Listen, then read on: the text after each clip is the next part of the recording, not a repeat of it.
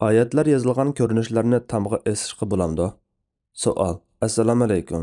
Yaqindan buyon kishilar oyatlar yoki Allohning ismlari yozilgan ko'rinishlarni uylariga zinnat uchun esib oladigan bo'ldi. Bu ko'rinishlarning ko'p qismi husn-xat shaklida bo'lib, hatto o'qig'ilimi bo'lmaydi. Mushundaq ko'rinishlarni tamg'a esib olsak bo'lamdi. Alloh sizga rahmat qilsin. Yana bir savol. Mashinalarning ichiga bir tarafiga Allohning ismi yozilgan, yana bir tarafiga oyat yozilgan zinnat buyumini assa bo'lamdi. Yana bir savol.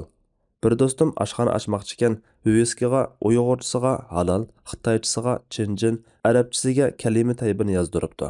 Keyincha o'ylab, kalima taybini yozsam gunoh bo'larmi degan andishada bo'lib qopti. Ustozimizning buning hukmini deb berishini so'raymiz. Alloh rahmat qilsin. Javob: Va alaykum assalom va rahmatullohi va barakatuh. Barliq hamd sanolar Janobi Allohga bo'lsin. Durud va salomlar payg'ambarimizga, u zotning oila tavobatlarga, ashablarga va u zotga toki qiyomatgacha ergashganlarga bo'lsin. Oyatlarni shundaqla Alloh taolaning ismlarini yozib, tamlarga esish hozirgi zamon olimlari o'xshashmagan qarashlarda bo'lgan masala bo'lib, ba'zilar bu ishni makruh deb qaraydi, yana ba'zilar bid'at deb qaraydi, yana ba'zilar joiz deb qaraydi. Demak, bu masala qarash o'xshash bo'lmagan masala bo'lganligi uchun bu ishda kamchilik bor. Islomning dastlabki davrlarida arablarning oddiy sodda jamiyatida bu xildagi ramkalarni esish odati bo'lmagan. Keyincha rasm yoki ba'zi husn-xatlarni tamg'a esish odatlari shakllangan. Hozirgi amaliy ahvolga qaraydigan bo'lsak, butun dunyo miqyosi bo'yicha tamlarga rasm yoki husn-xatlarni esish umumlashgan bir odat. Yaqindan buyon mashinalarga esish umumlashyotidi. Masalaning mohiyatini nazarga olganimizda, tamg'a esilgan rasm yoki husn-xat mazmuni ma'lum jihatda bir elda yashayotgan kishining kimligini, qimmat qarashini, e'tiqodini va kelgusiga qarata intilishini ifodalab beradigan belgiga aylanib qoldi. Va shu asosda har millat o'zining e'tiqodi, tarixi va an'anasiga mos narsalarni asadigan bo'ldi. Endi olimlarning bu vaqtda bergan shar'iy jihatdagi qarashlarga qarab boqayli. Birinchi, esishni makruh deb qaragan olimlar tamlarga esiladigan oyatlar ba'zida uy ko'chish yoki to'shish jarayonida yuk taqalar qatorida besilib haqoratlanib qoladi. Yoki oyat esilgan uylarda gunoh ma'siyatlar qilinib oyat xorlandi deb makruh degan. Ularga beriladigan javob shuki, buning uchun uy ko'chganda yoki bu narsalarni yo'tkiganda o'z loyiqida o'rnida qo'yib yo'tkash. Gunoh ma'siyatlar bo'ladigan joylarga qo'ymaslikqa diqqat qilish tabiiyla masalaning makruhlik hukmini elib tashlab, aslidagi mubahlik hukmini kuchga ega qilaverdi. Ikkinchi, bid'at deb qaragan olimlar bu ishni Rasululloh sallallohu alayhi vasallam qilmagan. Qur'on bo'lsa tamlarga esib qo'yish uchun emas, o'qib amal qilish uchun nozil qilingan. Qur'on oyatlarini zabu-zinnat qatorida uy bezashga ishlatishga bo'lmaydi. Oyatlar esilgan joylarda gunoh ma'siyatlar qilinsa, Allohning oyatlarini masxara qilganlik bo'ladi. Bu turli ramkalarning bahosi yuqori bo'lsa, bu isrof doirasiga kirdi deb qaraydi. Lekin payg'ambar davrida bo'lmaganligi har qanday ishning keyingi davrda qilinishining hammasi mutlaq holda masalaning bid'atligini uqtirib bermaydi. Misolga olsak, payg'ambar sallallohu alayhi vasallam bir kitob qilib to'plamagan Qur'onni sahobalar to'plagan. Payg'ambar sallallohu alayhi vasallam yezib qoldirmagan ham yezib qoldirishga buyurmagan hadislarni sahobalar to'plagan.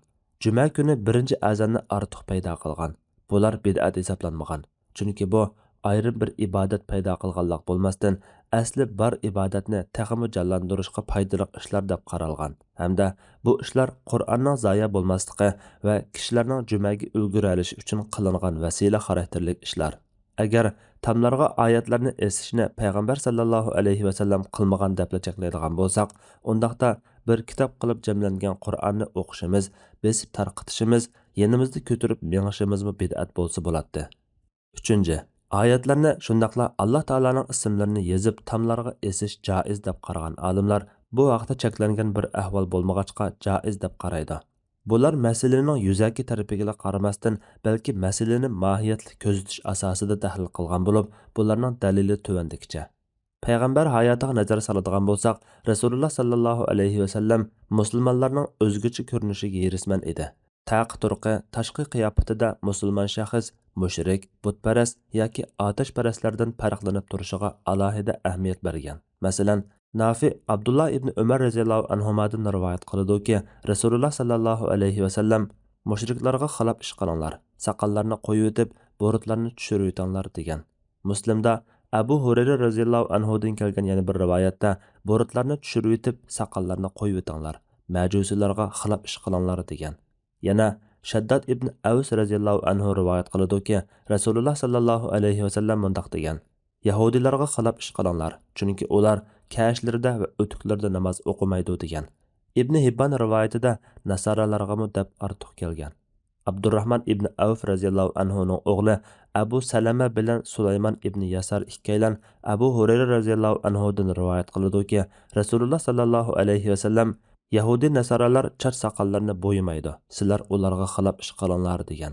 Buningdan boshqa Ashura ro'zasini tutishda Yahudilarga o'xshab qolmaslik uchun bir kun qatib ro'za tutishga buyurgan. Umuman Rasululloh sallallohu alayhi vasallamning ish izlarida mana mushuningdek g'ayri musulmonlarga o'xshab qolmaslik uchun ibodatda bo'lsin, taqi-turqi va qiyofatda bo'lsin o'zgacha ish tutgan ahvollar ko'p. Bizning tahlilimiz bo'lsa tuvandikicha. 3-qarashdagilarning javobiga asosan odatdagi islom allariga nisbatan joiz degan qarash muvofiq bo'lsa-mu, biz Uyg'ur musulmonlarga nisbatan buni mustahab ham foydali ish deyishga bo'ladi. Chunki biz boshqa millatlar bilan birga yashaymiz. Bezakchilikda, yurish-turishimizda, hayit ayamlarimizda, shundaqla ayrilib turish mumkin bo'lgan har sohada biz ayrim, o'zgacha musulmonlarga xos an'ana, puroq bilan kimligimizni ifodalab turishimiz lozim.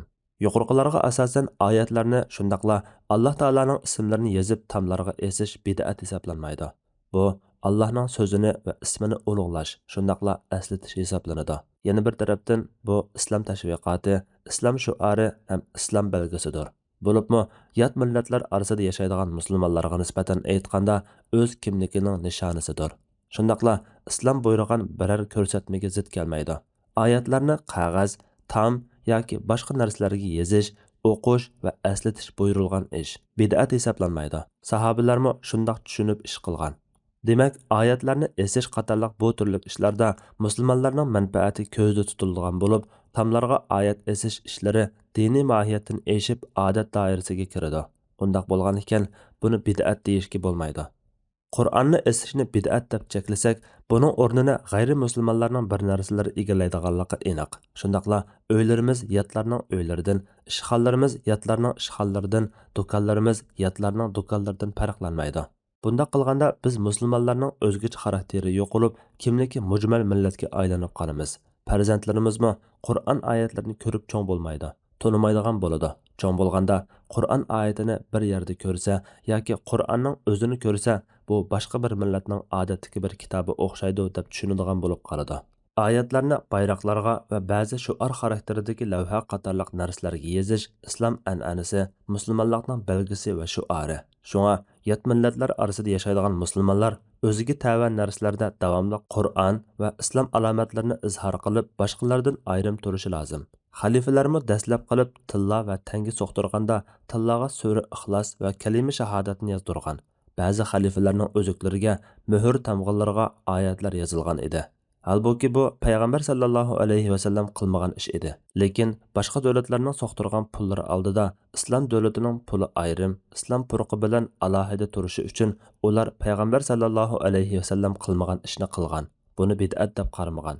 Musulmonlarning mushrik va kofirlardan yurish-turish va shakl qiyofatda o'ltirib qo'pishda, uy tutish va bezashda, shundaqla barliq ishlarda o'zgacha va ayrim bo'lishi musulmonlar kimligining mavjud bo'lib turishi uchun intayin zarur.